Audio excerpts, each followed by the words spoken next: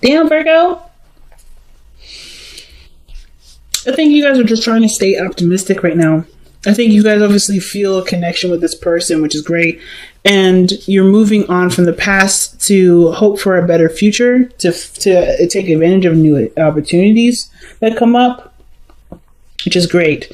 The Two of Cups, obviously, is the person that you're dealing with. You and the person that you're dealing with, they feel the same exact way. This can come up as a platonic energy, but because we're doing a romance life reading, this has, this is definitely probably more than just platonic. So there's a lot of things that you have in common, a lot of things you feel the same about, and you guys can move in a really good direction with that.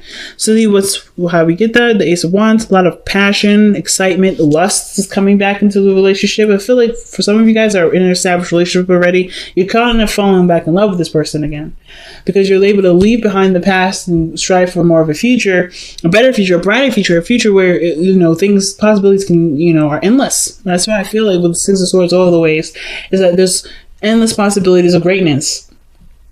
And leaving them behind the past is one hard thing to do, but you're doing it.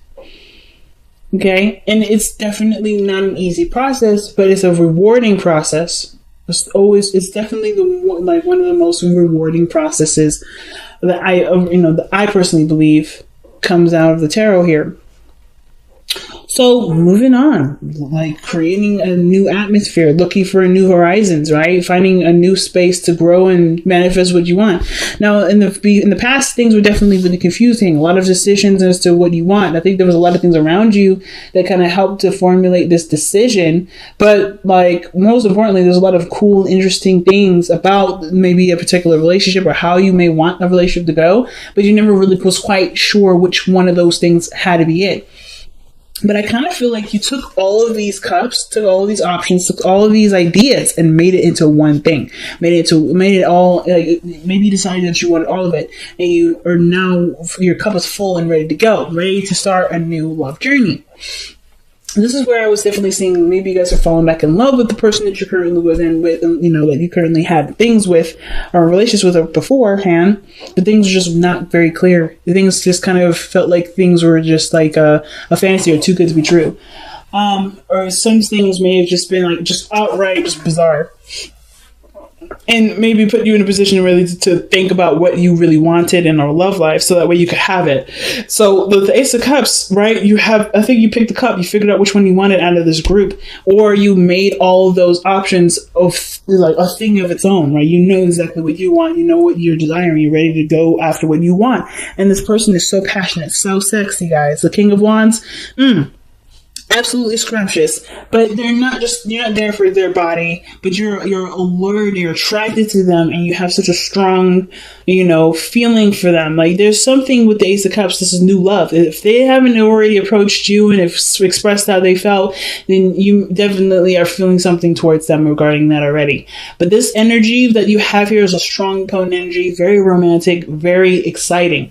The only thing I have kind of concern going on right now is this 10 of Wands that's in your future. Being overburdened with responsibilities and tasks, feeling like you've got too much going on, too much on your plate. Let's see why the 10 of Wands is coming up in your future like this. Because of the 3 of Pentacles, planning for the future. Why is planning for the future too much? Because because of the 2 of Wands, action needs to be taken. Maybe not sure where to go. So already to me, with the 10 of Wands, is saying, it kind of gives me this vibe that for some of you guys out here, you already have a lot going on in your life, and just you want to expand, you want to move forward in the relationship. But of course, right, with that 10 of Wands and the Justice card that came out earlier, I kind of feel like this is really where the whole balancing your life out situation comes in, to create space to have what you want. Because I feel like you see great value in planning with the future with this person. That's why you're planning it. And there's obviously action that needs to be taken to obviously make this idea a reality. I think it's just that with the 10 of Wands, you kind of feel like you're swamped and you're kind of doing this on your own. But you have somebody around you that can help. Like, for instance, I think the only action that may need to be taken is actually trusting the person with taking on responsibility, so that way you don't have so much. Because the Three of Pentacles, yeah, it's planning the future with the person. So that may be looking at their strengths and their weaknesses to see how they can help you move forward with this. Because this is something that is requiring both parties to participate. And I kind of feel like maybe you guys, like, it's about learning to include someone in your hard work instead of trying to do all of it by yourself, maybe. Which definitely is a learning curve all in itself. So why do we have the Knight of Swords in your best path to follow? That's the Knight of Swords is usually someone that comes in charging in with an idea or perspective and not necessarily interested to hear what anybody else has to say. He's really quick to move with something. He's really quick to start arguments. And the Knight of Swords usually means, like, you know, to go after something, to fight for it, right? If you truly believe in it and it's something that you stand by, go for it, right? And the Knight of Swords is charging towards the page, the Ten of Wands, right? Charging right through it.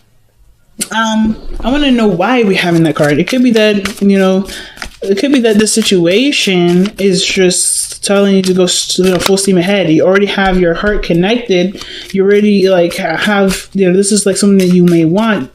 Knight of Swords may be saying, hey, going for it is the only way things can actually happen and grow. The Ten of Wands too is a little quick thing to say. Ten of Wands is a perceived future. So typically how I see this is like, not only like, you may be feeling like, oh, this is love at first sight. This is an opportunity for love to grow. For those of you that are single here, this is a brand new person and you're feeling really drawn to this person. There's potential for great happiness and you just have to take the risk and go for it. But I feel like maybe the perceived future is that things are going to just get overwhelming and you're not quite sure of how to move forward with this person that you may have had ideas to move forward with, you know? Like, you don't really, like, you're planning to commit to this person or to move forward, but that requires commitment, but you're not really sure either how that's going to go, what's going to happen. Don't let the future be the thing that stops you from pursuing something that has endless possibilities. There's no way to know if you're going to get stuck here with the Ten of Wands or be overburdened with responsibilities and commitments. It may be that, you know, you see that it's going in that direction because, you know, there's a lot of a lot of stuff that you're dealing with, but this person kind of is the only person that kind of makes sense in this whole situation. I don't know. Let's see. Why is the Knight of Wands Virgo's best path to follow? And that's communication. That's Mercury. So I kind of feel like, I mean, even though it's Gemini's ruler is Mercury. So I kind of get this feeling that for a lot of you guys, it's about communicating your truth with this person. You know, just kind of like being honest with yourself, being honest with them. Just go ahead and say it. Kind of rip the bandage off real quick. But yeah, kind of get the feeling just rip the bandage off. Just be honest with yourself about what you feel about this person and commit to it. To be honest, because I think you're already standing your ground and defending the thing that you're already committed to with the Hierophant. Like, this person is already yours. You're already, like, really kind of solid to get into it, or the dilemma is committing to something without really having any know about whether or not this person is going to commit to you or not. The Knight of Swords is very quick moving and very fast. And I feel like if you already feel that way, the situation doesn't need to move any slower. It's just like, it's kind of keeping to the authenticity and the genuineness of your emotions by just going however the speed is of your heart, right? If you feel drawn to this person, you want to move forward with this person, you want to see how this goes, you can exclusively date them. It doesn't mean that you're moving too fast. And the Seven of Wands could be like, you know, stand your ground to defend. I feel like, you know, when it comes to the Knight of Swords, be true about what your truth is, right? Be honest, be open, but also be, you know, of course, I wouldn't necessarily say to wait till the person commits to you, but more of like with the Hierophant and the Seven of Wands, there may be something here that you've already committed to in your heart, but you know, as far as the growth of the relationship, commit to what you're willing to commit to and let the other person, you know, and then just kind of discover the person along the way. Do it without condition. Do it where there is a lot, you know, it's just based off of you and being true to yourself and being honest with you, right? And not necessarily hold back until you know that the person's committed, because that doesn't really bring the relationship anywhere. When you commit, things can move forward because you are already like 2 feet in, right? and you can do the thorough research and the understanding of the person because you are theirs and they are yours, right? As long as you have that in there, they don't have to like justify it. I feel like the situation is saying it doesn't necessarily need to be justified, but the person, this person's already yours. The fact that the King of Cups, the King of Wands, and the Ace of Cups come up together, I feel like this person's already yours. This is something that's already a desire, and they're already there. They're already existing. This person has a lot of energy around them. That they have a lot of vibrancy. You're very attracted to them already. You may as well just go for it. So the King of Wands, very attractive, very energetic, that loves to do stuff. This person is like very active. I don't know if they own their own business or they go to the gym all the time, but this person is super active all the time. But this person is also someone that is very spontaneous, very romantic, very creative, and they're very confident in their individuality. They're very confident in themselves. They're very quirky, but they have that's a beautiful quirk. And whoever they have their eyes on that they love and they feel deep cherished feelings for, they usually end up being in that person's spotlight, right? So they never outshine another person. They always put the spotlight on the people that they have great pride in. This is a card of Leo. So like this person is very energetic, very vibrant, very high in their energy. Like this person is very attractive. If it's not looks, then it's their energy, it's their vibe, it's the way they carry themselves, it's their personality, it's their humor, something that brings their attention to you and it makes you kind of like perk up. It really brings up your energy as well. This person's very, very, very nice. But I feel like too, this is someone that you may have already met, someone that you've already known for a while, someone that you may have had off and ons with. But this could also indicate this is someone that you may have feelings for, that that you may want to express love to. This can also indicate this is somebody that reminds you of a past lover, or this is someone that's already romantic. The fact that this is in your hopes and fears and maybe that you hope that this person remains romantic, and this person remains consistent with their emotions, how they feel. Like I feel like their passions trying to kind of change maybe a lot sometimes, but I kind of feel like too the romance is there, and that's something that you love and that you like, and that room, and that because your seventh house is Pisces. So the fact that you have Pisces as the Knight of Cups as your hopes and fears, I feel like you hope that the relationship continues to stay dreamy, stay romantic, stay keeping you on your toes, and like always making you feel like butterflies in your stomach, like feeling like you're falling in love over and over again. Every day, like fresh out of the box. And I kind of feel like that's what you guys want the consistency of. You want that to be consistent. So with your outcome coming up like this, I don't mind this. The Two of Wands is very similar to what you have in your future. And I always kind of usually read the outcome in the future is very similar. But the outcome usually means if the energy remains the same, where you kind of feel like what do you do? What do you do now? How do you move forward? How do you expand in this relationship? What action needs to be taken, right? What choice have you made to move forward in your relationship with this person, or to advance in some feelings that you have? And the only person that can answer that is you, right? What decision that you're kind of left with the decision, right? You have a beautiful relationship that can blossom and go so far. What are you willing to do? Or like, what do you want to do about it? What is your first step? But coming from a pure, genuine place of pure wanting to action wanting to be put into it, not really what you can see or what you can get out of it, not necessarily results, but what is truly what you want to feel out of it. Like, what do you want to express in this moment? Being in the moment with the person. Very big, fam. Very big. Let's go ahead and see what you guys have for your wisdom of the Oracle cards.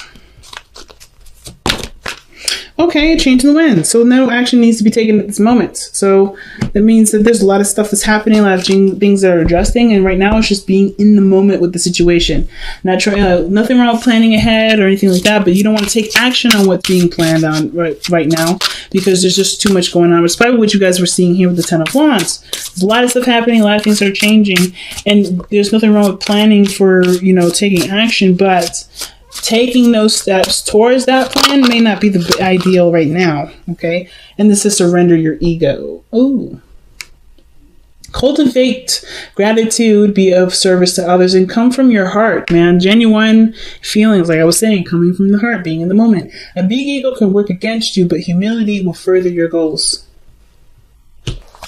Okay, I'm not gonna lie, I feel like pulling an extra card for that. Why is the surrender your ego card coming out for Virgo?